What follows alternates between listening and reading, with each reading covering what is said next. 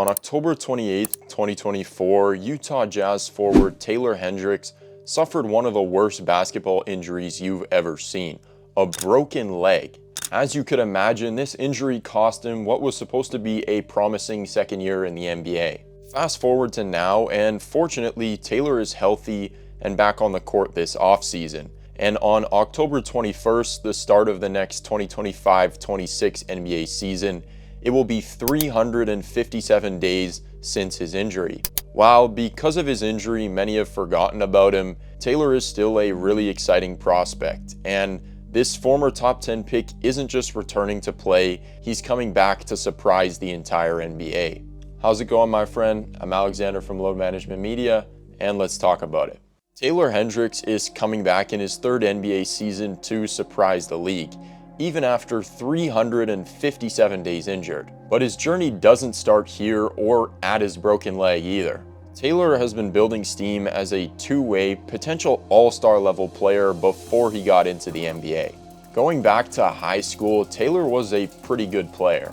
Taylor was able to play with NBA talent like Scottie Barnes, Vernon Carey Jr., and Jet Howard in high school before becoming a four-star recruit in the class of 2022. He was even a McDonald's All-American nominee, but didn't make the final roster. Taylor decided to attend UCF, becoming the program's highest ever recruit, snubbing schools like Memphis, Florida, Florida State, and LSU. Despite being the 46th best player in his class, however, Taylor Hendricks wasn't viewed as an NBA guy, never mind a one-and-done player either. But in his lone season at UCF, Taylor showed skills that NBA teams would be salivating for. In one season at UCF, Taylor Hendricks averaged 15 points, 7 rebounds, 2 blocks, and a steal, shooting 48% from the field and 39% from three as a 6'9" forward. Coming into this 2023 NBA draft, Taylor was one of my favorite prospects because he's genuinely the perfect modern-day power forward. He was a true two-way player. On offense, he had skills that fit on any NBA team. His shoe-in skills were a smooth jumper in the mid-range and from three off the catch, and his athleticism around the rim. He dunked the ball a lot. Dunker spot was deadly. And defensively, he was a guard 1-4 guy. But the swing skills he showed in college that were really intriguing were his ability to hit jumpers off the dribble, from three and from the mid-range. He literally hit a go-ahead pull-up jumper in the final 30 seconds of his first college game. He really reminds me a lot of a smaller Jaren Jackson Jr.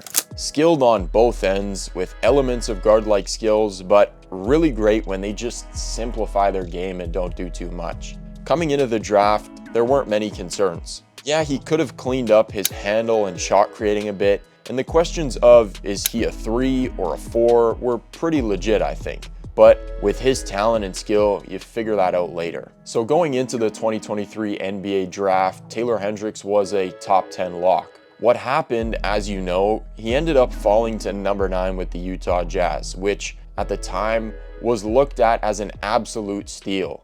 Even JJ Redick, who was working the draft at the time, knew what's up. Well, let's start with his defense. He's a multi-positional defender. He led the conference in blocks while simultaneously shooting over 39% from three on almost 5 attempts a game. This guy's floor is the prototypical modern 3-and-D guy. His upside is if he becomes better on the ball. He's a phenomenal pick at this spot for the Utah Jazz. Taylor had a solid rookie year too when it was all said and done. He had an injury going into the season, so he missed a bit of time to start. And the Jazz were once again better than people thought they'd be, so he played in the G League for a bit, and he was decent. But once he got his time later in the year, I was impressed and I thought he was pretty good. He ended up appearing in 40 games and starting 23, but the Rook averaged a calm little 7 points and 5 rebounds and almost a block on nice splits, 45% from the field, 38% from three, which is close to what he shot in college anyway. He had some great moments, hit some shots, blocked KD on the drive. I think it was a good rookie year when it was all said and done. So when year 2 came rolling around, there was high hopes. He played decent in Summer League, and it seemed like he was going to have a big role on the team. Unfortunately, on October 28, 2024, Only 2.5 games into an already up and down year 2 for him, he suffered that horror injury. Fudge me, bro.